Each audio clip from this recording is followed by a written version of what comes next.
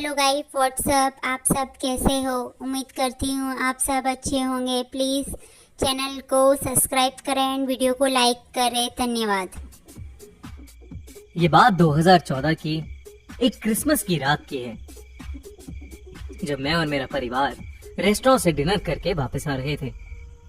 हम सब बुरी तरह थक चुके थे और बस जल्दी से घर पहुंचकर सोना चाहते थे। पर मेरी छोटी बहन अभी भी बहुत एक्साइटेड थी और वो बार बार टॉय खरीदने की जिद कर रही थी।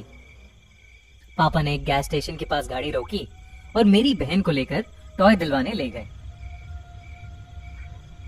मेरी मम्मी ने मुझसे कहा कि वो वॉशरूम जा रही हैं और फिर वो भी चली गईं। गाड़ी में मैं अकेला बैठा था और हेडफोन लगा के गाने सुन रहा था। मैं गाने सुनते हुए सबका वेट ही कर रहा था कि मेरी नजर एक दूर खड़े आदमी पर गई। अंधेरा होने की वजह से मैं उसका फेस तो नहीं देख पा रहा था, पर उसके हाथ में कुछ लंबी सी रॉड जैसी परछाई जरूर नजर आ रही थी। मैं उसकी तरफ ध्यान से देखने लगा ताकि मुझे उसकी शक्ल क्लियरली नजर आ सके।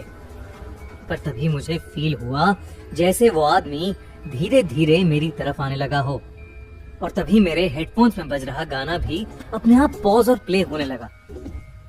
मैंने अपने फोन से हेडफोन्स को डिस्कनेक्ट करने की कोशिश की, पर वो भी डिस्कनेक्ट नहीं हो रहा था, बल्कि मेरे कान में जोर जोर से एक बीप बजने लगी। मैंने जल्दी से अपने हेडफोन्स को उतार के साइड में फेंका और अपने कान मलने लगा। जब मैंने वापस उस आदमी की तरफ देखा तो वो वहां नहीं था। मैं उसे देखने के लिए इधर उधर देखने लगा तो एक बार को मेरी धड़कनें रुक गईं। वो आदमी ड्राइवर सीट की तरफ वाली खिड़की पर खड़ा था। उसके हाथ में एक लंबी सी रॉड थी। कपड़े फटे हुए और हाथों और पैरों पर चोट लगी हुई थी, जिसमें से खून भी आ रहा था। वो मेरी तरफ घूर के देखे जा रहा था और उसने अपनी रॉड को जोर से हमारी गाड़ी पर दे मारा। मैं डर के मारे वहीं जम सा गया था। तभी वो रॉड हमारी गाड़ी का शीशा तोड़ते हुए मेरे अंदर घुसने ही वाली थी कि मुझे मेरी बहन की आवाज आई। मैंने दूसरी तरफ देखा तो मेरा परिवार वापस गाड़ी की तरफ आ रहा था। जब मैं वापस पलटा तो वहां वो आदमी नहीं था और गाड़ी भी पहले की तरह नॉर्मल हो गई थी।